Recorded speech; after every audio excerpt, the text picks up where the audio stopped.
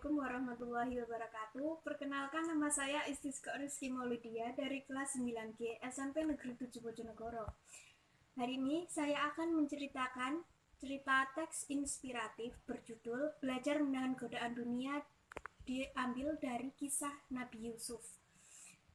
Kisah Nabi Yusuf alaihissalam adalah salah satu kisah Nabi dan Rasul yang memberikan pelajaran untuk menahan godaan wanita. Mengingat di zaman ini banyak sekali anak muda yang menjalin hubungan tanpa ada ikatan. Nabi Yusuf alaihissalam dikatakan memiliki wajah yang sangat tampan. Ketampanan Nabi Yusuf alaihissalam bahkan sempat membuat istri dari pembesar Mesir terpikat dan berniat mengajaknya berbuat maksiat.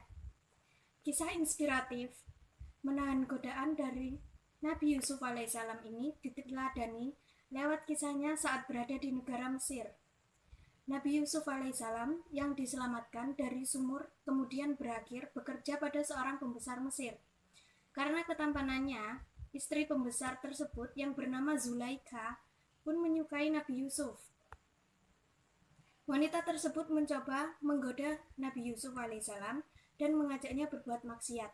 Namun Nabi Yusuf masih dilindungi oleh Allah Subhanahu wa Ta'ala dan menolak mentah-mentah ajakan majikannya tersebut. Nabi Yusuf alaihissalam bahkan harus menerima fitnah dari majikannya tersebut. Nabi Yusuf difitnah akan melakukan hal tak senonoh pada sang majikan, padahal hal tersebut tak dilakukannya. Allah Subhanahu wa Ta'ala kala itu menolong Nabi Yusuf dengan perantara seorang bayi.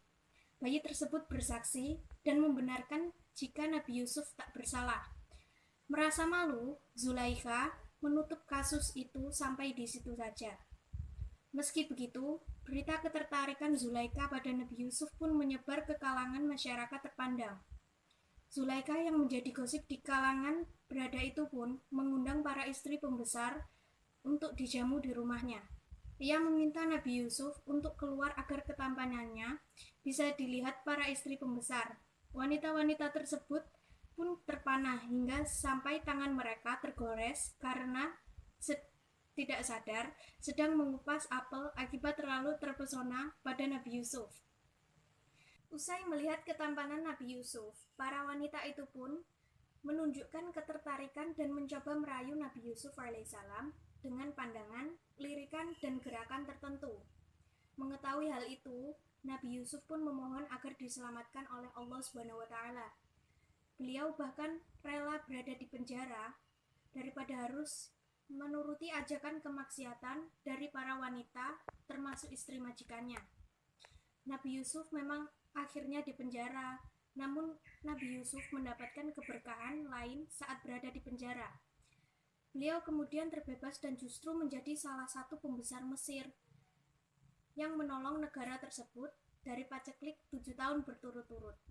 Beliau menjadi orang penting yang pada akhirnya akan menolong banyak orang menuju jalan Allah Subhanahu wa Ta'ala.